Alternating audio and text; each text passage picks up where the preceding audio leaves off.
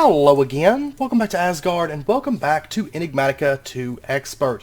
Now we're actually picking up not terribly long after last episode. It's been a little while. I've been prepping a bit of stuff and doing some calculating and figuring out exactly what I need and how I want to do these things that I need to do, and also prepping a lot of stuff. So what we're going to start working on today, the very first thing is we're just going to really quickly fully automate the blast furnace. So I can throw in like a stack of iron and it's going to run until it has a stack of steel. And you know, it's not going to need any kind of anything from me. I can throw it on like, you know, before I go to bed or something like that. Wake up and I'll have a stack of steel. We're going to go ahead and do that, and then we're going to get into some ore processing. Now I will say that the ore processing system that we're going to set up, it's going to get stronger as, you know, as things go. But for right now, this will work. And of course, it's on a server, so if I go mining, you know, I've got a lot of ores built up. I will say some of these I actually just need to break down by hand, like the coal. I'll separate that out. But see, all of this stuff, I mean, I've got a lot of metals. I don't have a lot of metals upstairs in storage, but I do have a lot of metals. They just need to be processed. And then actually, I believe platinum can actually be processed in the macerator for crushed platinum, and then if it's washed, you get tiny piles of platinum, and then if you process it again through the thermal centrifuge, you get nickel. Yeah, so we're definitely going to process that as well. And I believe actually the nuclear craft stuff, it's good to process, because you get crushed thorium, run that through the processing, you get tiny piles of thorium, and then you get more tiny piles. So you get a third of another ingot every time you run. So, I mean, you're getting 2 1/3 ingot per run, which is pretty good. Plus, I mean, you're getting some stone dust, which we'll be using here soon as well. But yeah, I'm pretty sure all of these need to be ran as well, just through the setup that we're going to be doing today. So it's going to be like all of that stuff that needs to get processed. So I'm actually going to be sitting on quite a bit of materials. I mean, I'm almost out of gold, I'm almost out of tin, but you can actually see up in here, I've got tin right there, and I've got some more tin somewhere right here. I mean, I've got a lot of materials, it's just I want to get this stuff processed in our automatic processing system. Plus, we get a little bit more output. So I've been kind of stingy about processing materials, except for iron. I've been processing a mad amount of iron. So, but anyways, over here I have set up 6 semi-fluid generators. Now, eventually we're going to have, let's see, 3, 4, 5, 6, 7 more on each side. So 14 more semi-fluid generators over here. So altogether there's going to be 20 semi-fluids. And then I'm going to do in the center here, right in here, I'm actually going to have 2 of the, I can never remember the names of them. It's the nuclear, no, not that. It's the radioisotopes. But that's going to be after we get into reactors before I'm going to set those up. But those will each produce 32 EU per tick, so a total of 64 per side. Eventually this is going to be running really good power. Between the 20 semi-fluids and the 4 radioisotopes. I may even add more radioisotopes, but I'm thinking 4. And then I'm going to shape up the sides so this kind of comes up right in here. And we've kind of got all of our power generation over here, and then we're going to have, you know, machines over along this wall. And I think it's going to look alright once everything's put in. But anyways, let's go ahead and we're going to connect up our semi-fluids first, I do believe. And first and foremost, I'm actually just going to pull up all of this arcane stone. And I've made up a bunch of connectors. And we are going to use said connectors. We're just going to connect up right along the bottom. And right now I'm going to be plugging up copper cables. We're going to do this as an MV connection. This will, later on this will get updated whenever we set up. Because this is actually going to have, like, here's a macerator. This is eventually going to be 3 macerators.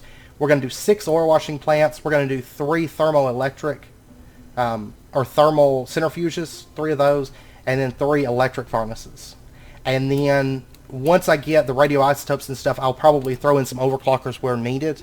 But right now I'm going to go for quantity of machines. So I'm going to start with 1 batch, and then as I add more semi-fluids, I'll add more lines of machines to this. But actually 6 semi-fluids generates enough power with just a little bit left over. A little bit left over after the EU loss per block that we're going to get from the cables. We're going to have a little bit of power left over, and it'll run all the machines that are going to be over here, which is going to be 1 macerator, 2 washing plants, 1 thermal, 1 electric furnace, 1 compressor that's running off of our 6 semi-fluids. So the thermal, centrifuge, and the ore washing plants actually require a bit of power. The macerator, the electric furnace, and the compressor don't require much power at all. Okay, so these are plugged up, and then we are going to just, let's see, let's grab, oh, that's that connector that was there. Okay, let's grab our cables, and I'm going to run them just straight across. So we'll just go underneath the floor here, I think. Which will be fine, because I'm actually going to need some cables over here as well. Over here, or, I don't know, we'll figure it out. Okay, so we're just going to plug it up into this cable line right here. So that is plugged up, and then we'll just pop down to our controller, and we should have a bunch of semi-fluids right here. And let's see, we're going to go ahead and say create. It's going to start out as insert, and we're just going to leave it as insert. And we're going to do this for all six of our semi-fluid generators. So there we go. And then that's that. And we'll just pop up. This is actually probably going to be the last setup. The IC2 area, basically the IC2 area, and the semi-fluid, also the ore processing system, and then all of our agriculture stuff will be on this controller, and that's going to be all that's on this controller. And that'll be the last of that. So let's go ahead. Let's pop back up here. Yeah, you can hear they've kicked on. They've produced power, and they're now shutting off. They're backed up on biogas. Beautiful. And then this is running again. Great. And we've actually got a decent amount of biogas built up still. Okay, so now what I want to do is I want to go grab a bunch of copper cables, because we're going to have to run our power over. And we just want to get, I'll tell you what, let's just grab, there's 43. Because even if I don't use them for this, I'll use them for electronic circuits, so it's not really a big deal. And what we're going to do is we're going to run this right down the center. So we'll put a copper cable right there. Okay, I'll tell you what, we should be fine. These are a loss of 0.2 EU per block. And even if I run it around this like that, we're still going to have plenty of EU by the time it gets over here, that it's not going to be an issue. And luckily, once we get to the next machines, like once I set up a few more semi-fluids and all that stuff, we shouldn't have to like penny pinch on the EU. Just right now, I have to be a little bit careful about how I do this stuff. So we'll run our copper cables up. We are going to go, let's see, how do I want to do this? You know what? Yeah, I'm going to run this up to right there. And then eventually this, whenever I set up the next batch of machines, I'm actually going to have to push these cables back by 1, which is fine. Do I want to go ahead? I'm going to go ahead and do that, actually. Just so, I'd rather go ahead and do it than have to do it later, since I'm already back here doing this stuff. Okay, so there we go. Everything's connected. The copper cable comes up right there, and it hits that macerator. And then we're going to have it come over by 2 to right here. And then, I tell you what, I'm actually going to pull up this cable. And we're going to run it over like this. Like that. And, well, oh, that's kicking on, the macerator is. Making more biochaff. Okay. So the cable comes out there, and then it goes all the way across to that electric furnace. And that is all the cabling that we have to do for right now. And so what we're going to do is we're going to grab, first up we're going to grab our compressor. This is the only thing with the steel creation that needs EU. Okay, so we'll go ahead and just put that right there. And then we are going to grab our liquid fuel firebox. We'll start with that. And we're going to set this up right there. And then we are going to attach, actually, do I want to go ahead, I'm going to go ahead and have the network cables come out right here. And we'll have them come down like that. And then eventually it'll go right there. And then I can remove that, I can remove that. This liquid fuel firebox, actually let me pull this up. This is going to have a connector on it. Right here where the blast furnace is probably eventually going to have a connector on it. But right now I'm not too worried about that. I'm not going to, if we automate steel through IC2, then we will put a connector on the blast furnace. But right now, I'm just going to have it semi-automated. So technically right now I can actually just pull this up too. I don't really need it right there. And then let's go ahead and pop down to the controller our liquid the heat generator right here. We're going to go ahead and say create, and that's going to be another insert line. And then if we pop up here, we should have, there we go, biogas. And then what I want to do is let's grab our blast furnace. See, we're almost done with this already. We'll set up our blast furnace right there. And so that's going to be able to get heat from the liquid fuel firebox. And then lastly, let's go ahead and grab our air sails and some ejector upgrades. I've got 2 of these. And we're going to have one in the blast furnace. And what we're going to do is we're going to shift right click in this direction. It's going to say automatically output to the east side. And then we'll put this into the blast furnace. And then we're going to right click right there and say automatically output to the west side. And we'll put this inside of our compressor. And so then, if I was to throw in our universal air cells, they go into there. And I've actually got these backwards, don't I? Yeah, because I feel like it shouldn't. That one's going to automatically output to the east side. This one's going to go to the west side. Okay, so we just dumped the compressors into there. Oh, you know what? I almost forgot something there. You can see I've got transformer upgrades here. I'm glad I didn't plug all this up because I would have had some explosions. I've got transformer upgrade in the macerator. I've got a transformer upgrade in the electric furnace. I also want to add one to the compressor. We're also going to need them for the ore washing plant. I'm going to need to make one more. I actually forgot to make one for the compressor, so we'll drop our transformer upgrade right there.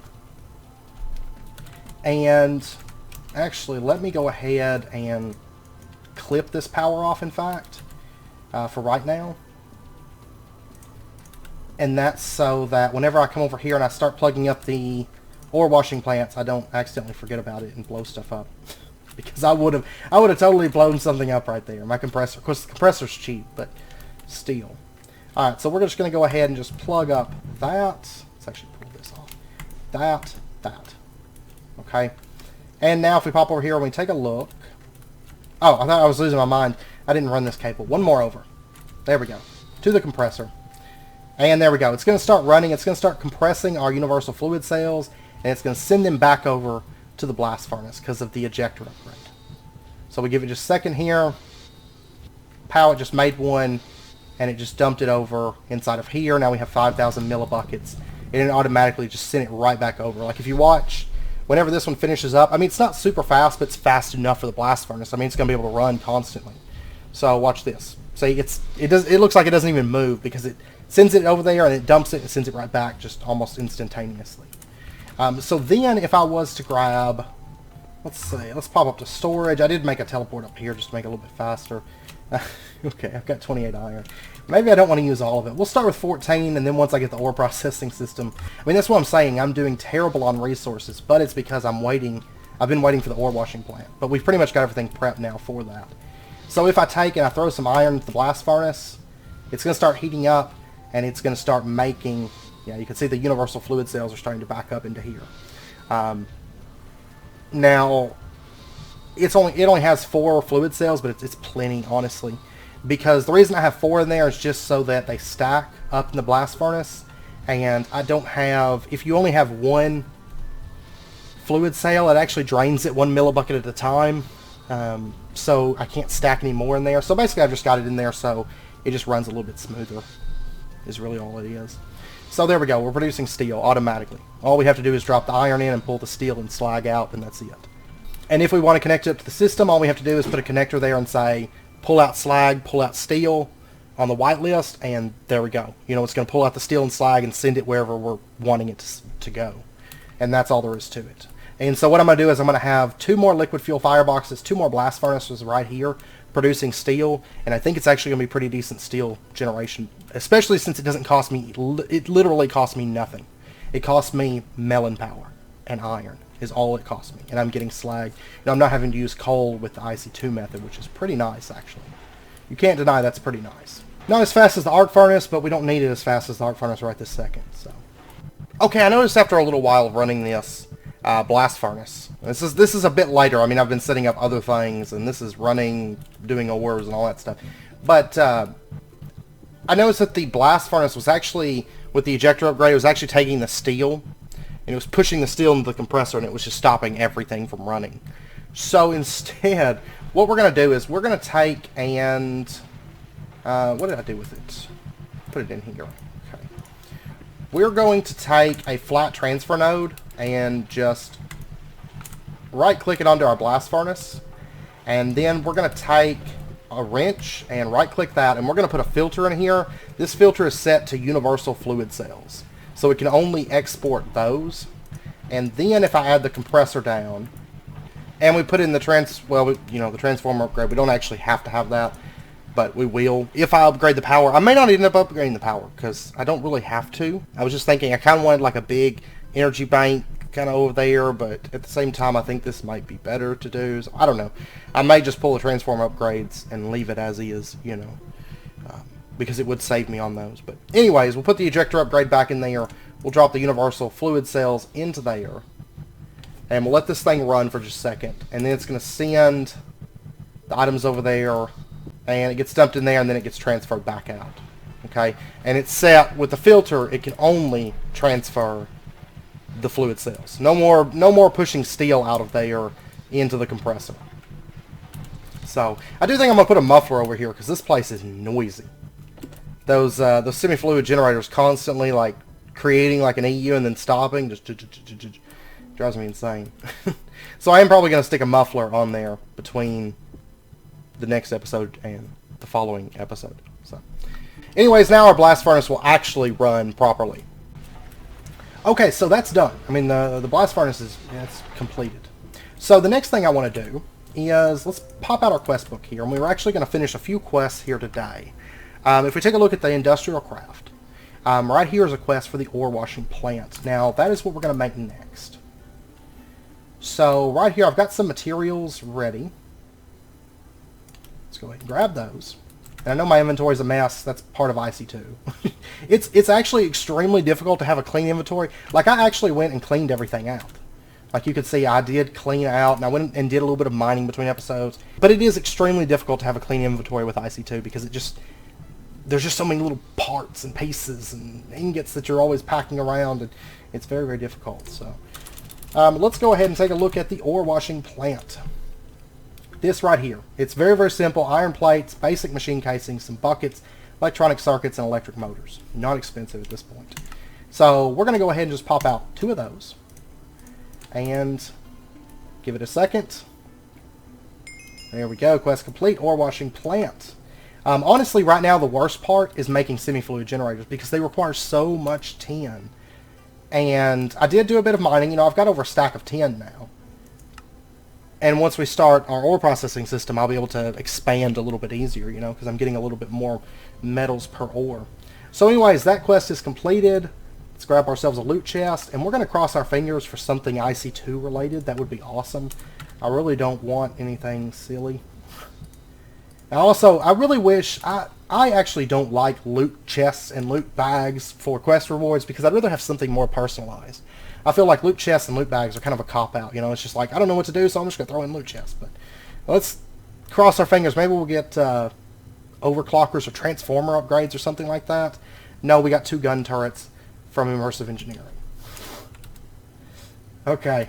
Alright. That's not exactly what I had in mind, but at least it's something I could foresee us using, in fact. Okay, so our ore washing plants. Let's go ahead and grab these. And I'm actually going to go ahead and just pull off that cable just to be on the safe side, just so I don't plug anything up.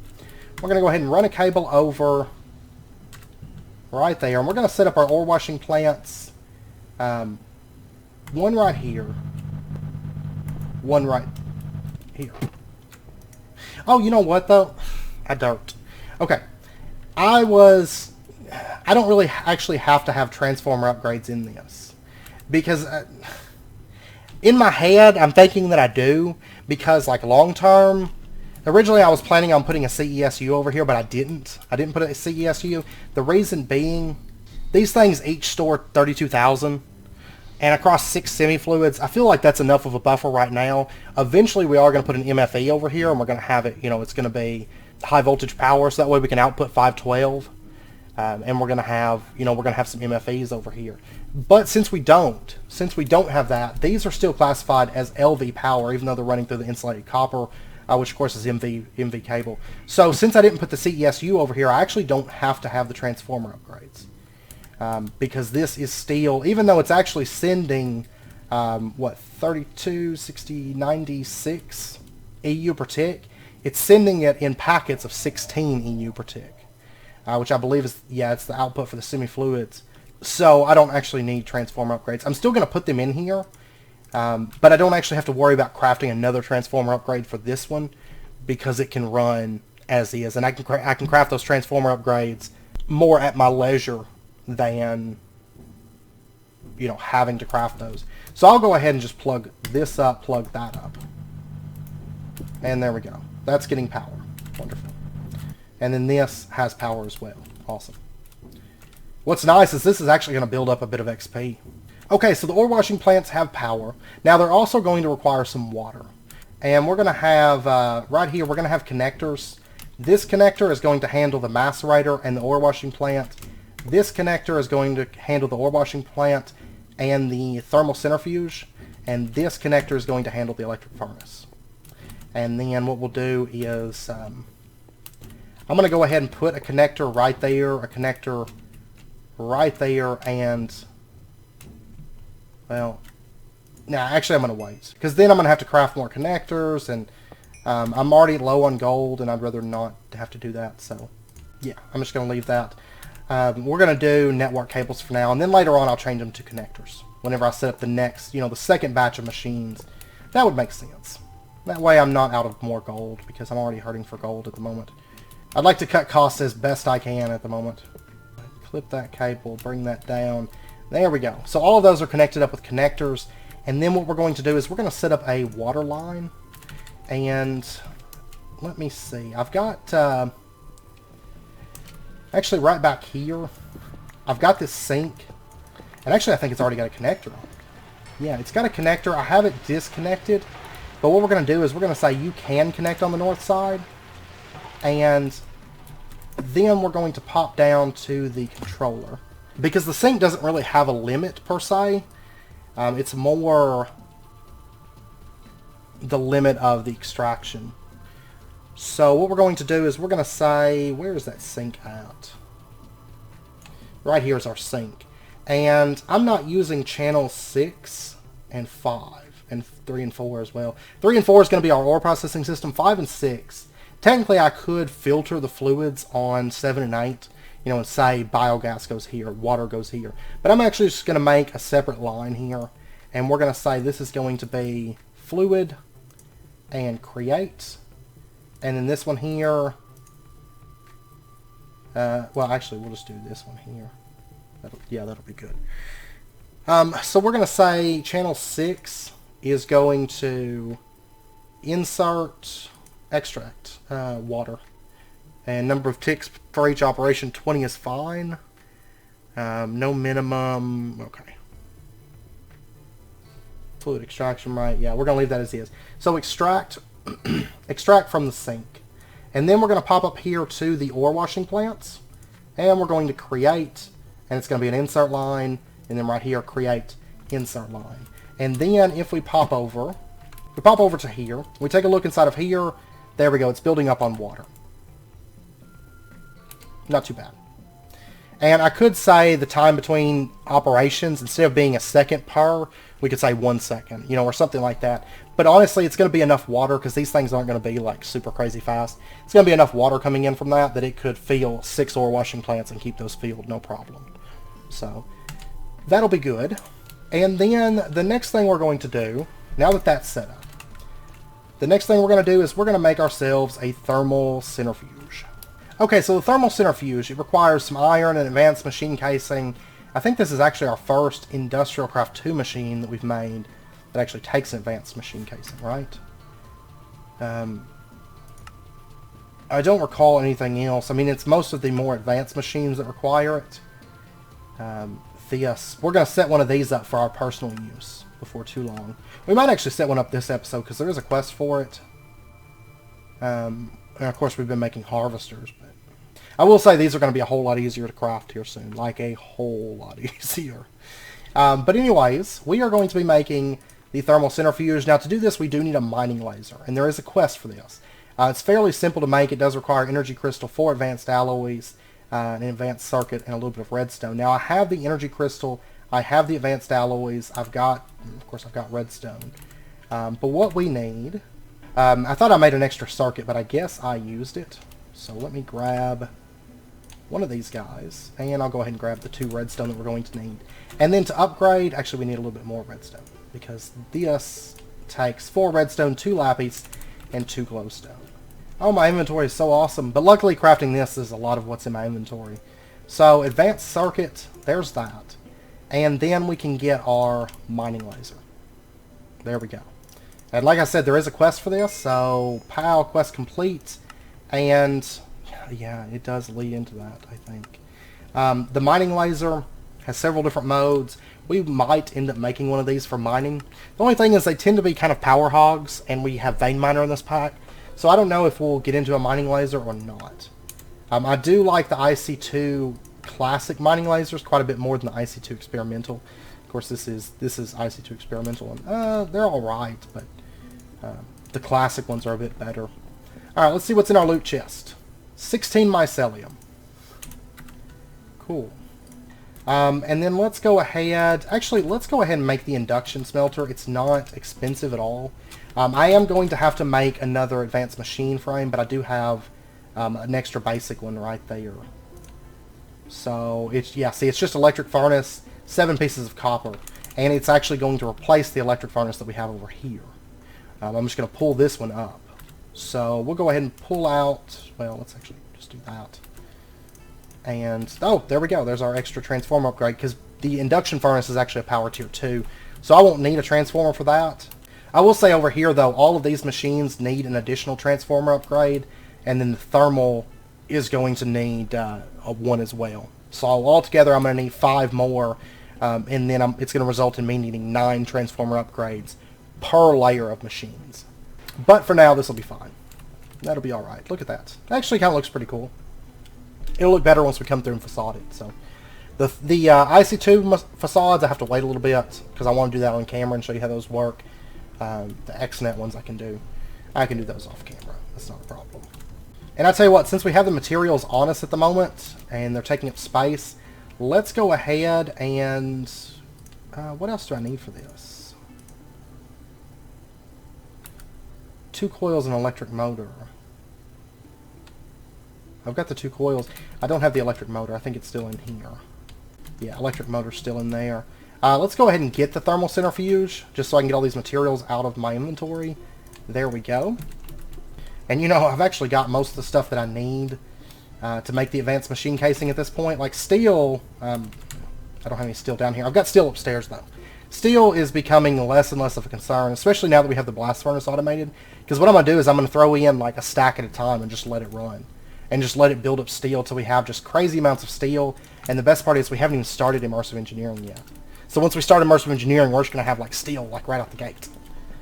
And I'm probably not going to worry about like standard blast furnaces. I may, you know, I mean, I'll eventually, I'm sure I'll make a, I will make a, there's just like machine parts like in all of these like all the time. I'm sure I'll make arc furnaces, but as far as making steel through them, I don't know yet. I haven't decided. Because then I have to do coal and then create coal coke. I mean, I know I'm going to need creosote, but I may do that through wood and make charcoal and creosote just out of wood. I've done that in the past, and I do quite like it. So, I don't know. We'll see. We'll see. We'll play it by ear. Okay, our induction furnace. There is our advanced machine casing. And then I just need 3 more pieces of copper. Okay, so our induction furnace. There's that. And there we go. Quest complete. And this furnace, of course, this is a super powered furnace. It's great. And you can see right here, this is, I went ahead and made a lever, but it does say right here, if you want to operate at max speed, you'll need to supply it with 1 EU per tick and a redstone signal. And that's basically to keep it heated. So, which is what we want to do. Let's take the first loot chest and cross your fingers. 8 extreme chilies. Cool. Not something, why do they keep giving me food? I'm like the god of food at the moment. Like, I don't need it. Why do they keep doing it? And then if we take a look, our thermal centrifuge, let's detect that. Let's take the first loot chest, I'm going with the first one because hopefully eventually we'll get something good. I think it's random regardless. I think they just allow you to pick so that you feel cool. Like, oh yeah, I picked the right one. But I don't actually think it matters. I think it's randomized whenever you open it. I'm not for sure, but what did we get? Oh, yes! Just complete and utter garbage. Like, we haven't gotten... When we first started opening loot chests, you know, we got overclockers, we got that crystal shulker box that ended up falling in lava. You know, we got some cool things like that. But, yeah, of late, I mean, we haven't gotten anything good, so... but once again, this is a power tier 2, so we don't actually have to put transformer upgrades in it. It's already scaled up, so we can just plug that up. And then it's going to supply some power over... There we go, and you can see heat is at 0%.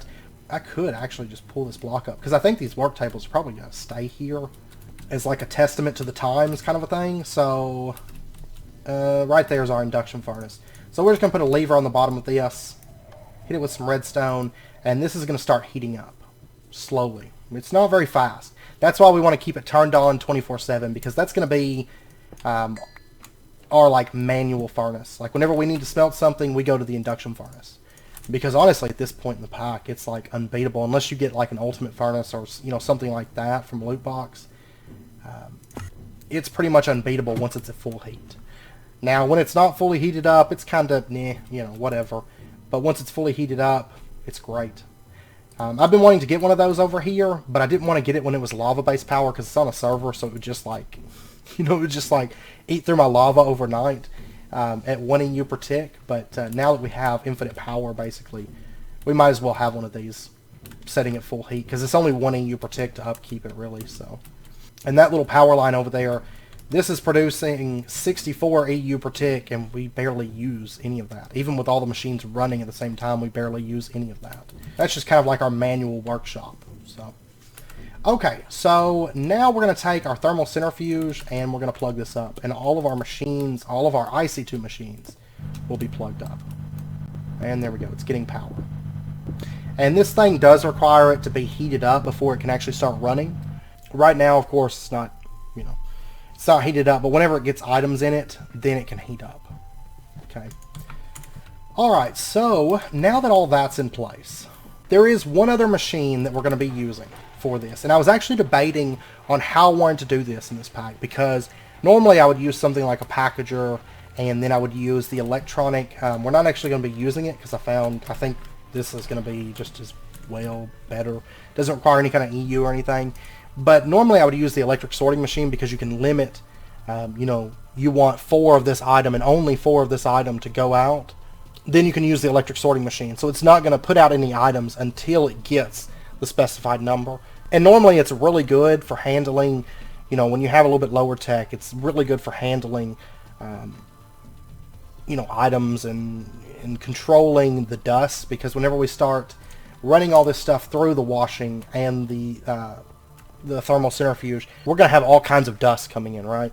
So we're going to need to filter those. Normally you would want to control and say only send out, you know, like for example, tiny piles, they take 9. So if you take a look at tiny pile of iron dust, 9 of it goes out and it creates a pulverized iron.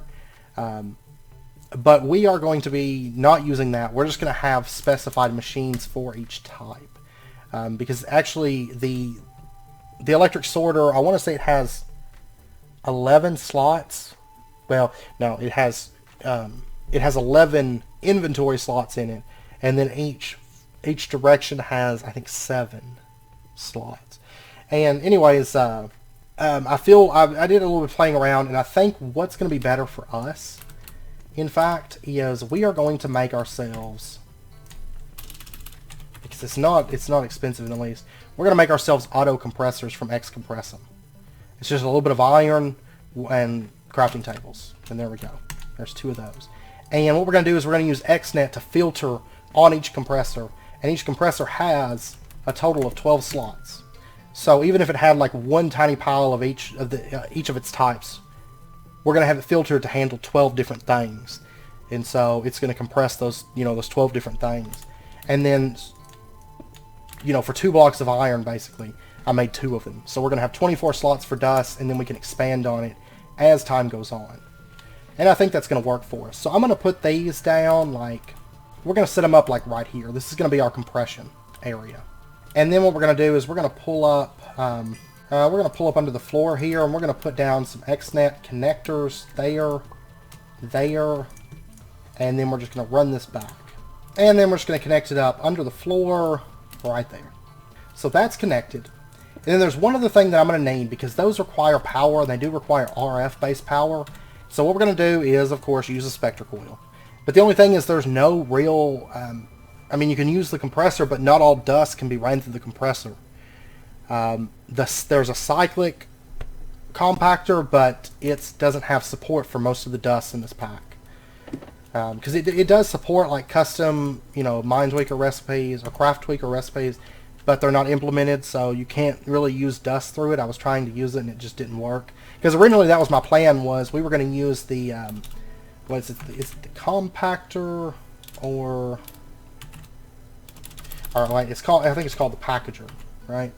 Yeah, right here, the cyclic packager. It works kind of like the regular packager, which would have been great. I was going to use the electric sorting machine and just sort it into the packager and have it compress my dust for me. But it doesn't work with dust. I was trying to get it to work, and basically it takes anything that can be crafted in, into like a 2x2 or a 3x3 and compressed, and it will take it and compress it for you. But it doesn't actually work in this pack, which is kind of a bummer, actually. So, but what we're going to use to power those two compressors is we're actually going to make ourselves a capacitor bank, LV capacitor, which is just 2 treated wood, redstone, copper, iron, and lead. And luckily we have plenty of treated wood. Of course, not from immersive engineering, because we haven't started that yet. I'm out of copper. Of course I am. I'm always out of stuff. But all your treated wood you can get from the villages. There's more often than not, there's a immersive engineering villager building. And so you can just kind of bust down his walls and take what you need. I just vein mined. I vein mined, I think, 3 villager houses, and it's made making chests a whole lot easier. Alright, so we're going to go ahead and just run this through, because we have everything plugged up. We can actually run this little system. So if we take our crushed copper, we drop it into the ore washing plant. Now this is slow. I'm going to drop 1 piece an inch because it's crazy slow. Like, honestly, the macerator is going to be backed up waiting on the ore washing plants. This is where, whenever we start adding overclockers, this is where the overclockers are going to go. But luckily, with it being on a server, I don't really care so much about speed. As long as I keep things stocked, it's not a big deal if it takes about 20 seconds for the ore washing plant to process this. It's not a big deal to me. So there we go. We got some purified, crushed copper ore. And you can see we also got 2 tiny piles of copper dust and some stone dust. And then what's going to happen is the stuff's going to go into the thermal centrifuge. The dusts are going to go, they're going to get compressed. And then this stone dust right here is going to get sent out and stored to make CF powder. So... and we're going to have a void upgrade on that because we're going to have a lot of stone dust, especially if we run this very much. And then the thermal centrifuge, every time that we start a new processing, basically throw a bunch of ores in there and it has to start processing, it's going to have to heat up, and then once it stops running, it's going to power down. But the nice thing is, if I go out and I mine up a bunch of stuff and I throw it all in there, it's going to stay heated up because it's constantly running. It's just whenever it goes through a period of not really doing anything, that's when it's going to power down. Now the thermal centrifuge is another place. We're probably going to put some overclockers into it. It's not terrible, but it's not great either. This is pretty bad waiting for this. But you can see that our purified crushed copper ore has become tiny piles of tin, which is something that I really need. And it's nice because I have like 80,000 stacks of copper. And then we also got pulverized copper. Now we just have to pretty much automate all of this once we get the compactors set up. And there we go. Pulverized copper. And then basically that just goes into the electric furnace. The dust, once again, they'll get sent out and go to compressors. And that's really all there is to it. Alright, so our LV capacitor, there we go. And I'm going to want to get a spectre coil. I'm also going to want my hammer. I just gotta find the thing. And this is actually my very last spectre coil at the moment. I may have to go out and find some more. No, I'm getting low on them, but luckily I don't really... I could still use some more. You can always use more spectre coils. We're going to say that this side is output. This side over here is going to be output, and then the back side is going to be an input. Of course, blue being input, orange being outputs. And then we'll just pull this up, we'll place it down right there, and we're going to attach our spectre coil onto the back. And if we take a look here, okay, it's prioritizing this one. There we go. And you see it consumes 64 RF per tick. Spectre coil produces like 130 something. So it's enough to run 2 of these fairly easily. So actually, I think it's like just enough to run. In my test where I was running like 2 of them. 128, yeah, okay. So it's actually just enough that it's going to run and stay filled up on power. That's great. But the thing is, this thing actually is not going to be running very often. It's only going to run whenever it gets 9 of a thing, and it actually processes it really quick. So realistically, we could actually have, 4 auto compressors set up here, and that would be perfectly fine. But right now we're going to have 2, and then we'll see where it goes from there, Okay, so all the machines are down. Now we just have to set up filters, and then set up an input and output, and we'll have it all up and running.